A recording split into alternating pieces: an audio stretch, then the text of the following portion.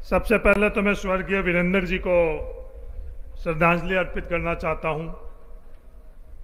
आज वीरेंद्र जी के मूर्ति का अनावरण, वीरेंद्र धाम के शुभारंभ के अवसर पर कार्यक्रम के मुख्य अतिथि पूर्व उप मुख्यमंत्री सचिन पायलट साहब, हमारे परिवार के मुखिया हेमाराम जी चौधरी साहब, सम्मानित साधु संत और लाखों की तादाद में आए हुए बाड़मेर और बाड़मेर के अड़ोस पड़ोस के क्षेत्र से किसान भाई और नौजवान साथियों, माताओं और बहनों, बाड़मेर जिले के अंदर विषम परिस्थितियों में जहां हम लोग सभी मजदूरी करा करते थे और मजदूरी भी उन ढोरों के ऊपर, उस जमीन पर जहां 4-4 साल तक बारिश भी कई बार नहीं पड़ती थी, उस जमीन पर हम लोग मजदूर और मजदूर से हम लोगों को सरकार के एक फैसले खातेदारी के अधिकार ने किसान बनाया 1954 में, खातेदारी का अधिकार और टीनेंसी एक्ट। वहां से हमारा सफर शुरू हुआ। बाड़मेर जिले के अंदर चौधरी रामदान जी ने, बाड़मेर जिले के अंदर चौधरी रामदान जी ने किसान बोर्डिंग के रूप में हम लोगों के लिए एक दुनिया का सबसे बेहतरीन मंदिर दिया, जिसके माध्यम से मेरे जैसे हजारों किसान परिवार के लोग आगे बढ़ने के लिए उस मंदिर के माध्यम से हम लोगों के जीवन के अंदर एक बहुत बड़ी ऊर्जा, मदद और वो माध्यम रहा। इस अवसर पर मैं स्वर्गीय रामदान जी को भी बहुत बहुत श्रद्धांजलि अर्पित करना चाहता हूं। आज उनके कारण ही हम इस स्टेज पर खड़े हैं और आप सब लोग इस पंडाल में। मैं इस अवसर पर अगर स्वर्गीय मूलाराम जी धतरवाल साहब को, चौधरी साहब को अगर याद नहीं करूं तो शायद मैं ये समारोह अधूरा रखूंगा। मूलाराम जी धतरवाल साहब हेमाराम जी के पिताजी थे, इस क्षेत्र के बायतू क्षेत्र के बड़े चौधरी थे और उस वक्त भी सामाजिक कार्यों के अंदर और समाज सुधार के अंदर अग्रणीय थे। बीकी देवी जी, हेमाराम जी की पत्नी डॉक्टर सरोज,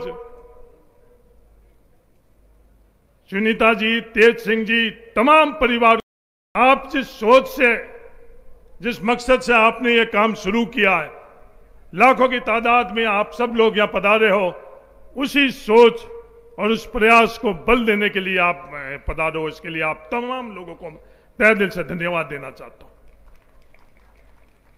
जहां तक मेरी समझ है, राजस्थान में नहीं, हिंदुस्तान के अंदर किसी किसान परिवार ने इस तरह का संस्था और इस तरह के भवन का निजी तौर के ऊपर निर्माण नहीं किया है। अगर कहीं किया हो तो वो मेरी नजर के अंदर नहीं है। इस भवन के माध्यम से बाड़मेर जिले और उसके आसपास के 36 कौम के जरूरतमंद छात्र योग्य बनेंगे और सक्षम बनेंगे, अध्ययन करेंगे, संस्कार प्राप्त करेंगे। वो अलग बात है, उस खातेदारी के अधिकार के माध्यम से हम आगे बढ़े। वो कृषि क्षेत्र आज उसी देश के अंदर उस सोच जो उसका विरोध कर रहे थे वो सफल हुए और हम लोग आज संघर्ष कर रहे हैं इस कृषि क्षेत्र को आज जो कमजोर और लगभग खत्म कर दिया गया इसके कारण, जो कमजोर और लगभग खत्म कर दिया गया इसके कारण।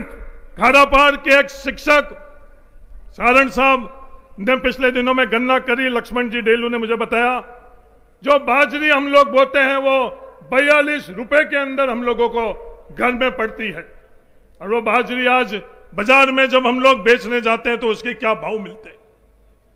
जिस तरह से ये कृषि क्षेत्र खत्म किया गया, उसी तरह से आज ये प्रयास किया जा रहा है किसान के और गांव से योग्य बच्चे जो किसान बोर्डिंग और वीरेंद्र धाम से योग्यता के माध्यम से इस देश के अंदर, इस व्यवस्थाओं के अंदर हिस्सेदार और भागीदार बने, उनको कैसे रोका जाए।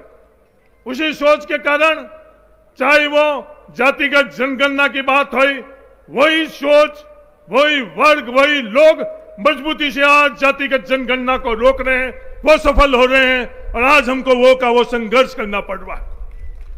आज 21% के जगह 27% जो आरक्षण है वो हमारा हक है, कोई हम लोग भीख नहीं मांग रहे हैं, पर उसके लिए भी हमको संघर्ष करना पड़ रहा है। आज 21% जो आरक्षण है, जब भर्ती होती है तो आरक्षण के अंदर हम लोगों को 0% और 1 और 2% मिल रहा है। आरक्षण के अंदर हम लोगों को 0% और 1 और 2% मिल रहा है। वही संघर्ष हमको वापस करना पड़ रहा है जो हमारे पूर्वजों ने किया। आज हम लोगों को संघर्ष करना पड़ रहा है।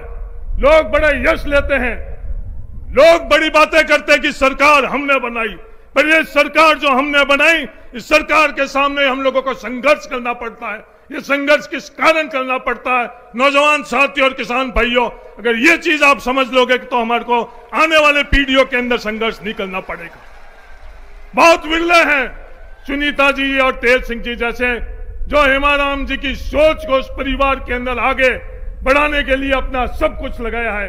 वरना आज के जमाने में आज की पीढ़ी सिर्फ अपने आप के लिए सोचती है और अपने परिवार के लिए सोचती है। मेरे इस अवसर के ऊपर आप तमाम लोगों से यही निवेदन है, जागृत हो, शिक्षित हो, संगठित हो, हक के लिए संघर्ष करो। आने वाले वक्त के अंदर सिर्फ हिस्सेदारी से संतुष्ट नहीं हो, आने वाले वक्त के अंदर व्यवस्थाओं के अंदर नेतृत्व हम लोग किस प्रकार से कर सके। हमारे आदर्श रामदास जी डोकिया, हमारे आदर्श गंगाराम जी, हमारे आदर्श हेमाराम जी ने जो संघर्ष किया है, जो इन लोगों ने पीड़ा के बावजूद भी इन लोगों ने हम लोगों के लिए एक मार्ग प्रशस्त किया है, उस मार्ग पर बढ़ते हुए हम लोग आगे कैसे बढ़े, आगे बढ़ने के लिए आप सब लोगों को शुभकामनाएं। और तहे दिल से मैं सचिन पायलट जी आपको भी धन्यवाद देना चाहता हूं कि आपने समय निकालकर, आज भी नहीं, जिस दिन हेमाराम जी चौधरी साहब को सबसे ज्यादा जरूरत थी, हम परिवार के लोगों के बाहर जाकर चंद लोग ही हेमाराम जी चौधरी साहब को व्यक्तिगत तौर पर संबल बढ़ाने के लिए आते थे, उसमें आप उस साहब को व्यक्तिगत तौर पर संबल बढ़ाने के लिए आते थे, उसमें आप उस वक्त जब आप आते थे, वो ऋण हमारे लिए सबसे बड़ा है।